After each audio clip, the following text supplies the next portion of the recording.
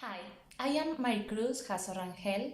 I am an internal medicine resident in a second-tier hospital in Mexico. Our case is a Guillain-Barre syndrome associated to SARS-CoV-2. This case is relevant because of the pandemic that we are living with a prevalence with more than 62.5 million infections now reported in world according to the WHO. The association of GBS is also new.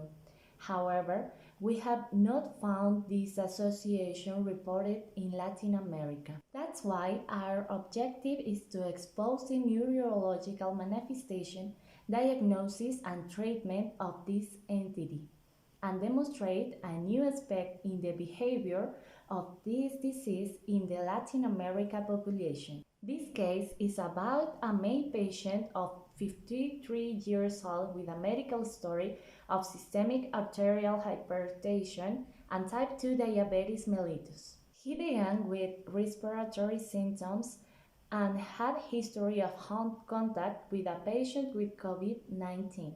After 8 days, he started with acute progressive paresthesia of the distal lower extremities, as well as hand and face dysesthesia, without severe respiratory symptoms. At the neurological examination, revealed upper limbs with a muscular strength of 5 to 5, proximal lower limbs 3 to 5, and distal lower limbs 5 to 5.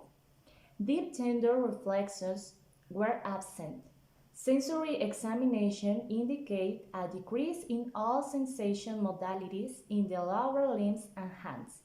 Babinski hands was negative. Also, a protein level of 135.9 milligrams per deciliter, with albuminocytologic dissociation. In addition, the electromyography conduction study findings were suggestive of acute axonal demyelinating polyneuropathy. With these findings, we diagnosticated Guillain-Barre syndrome. Due to the respiratory symptoms, we take a nasopharyngeal swab, resulting positive to SARS-CoV-2, and also a cerebral spinal fluid RT-PCR was negative as cases previously reported.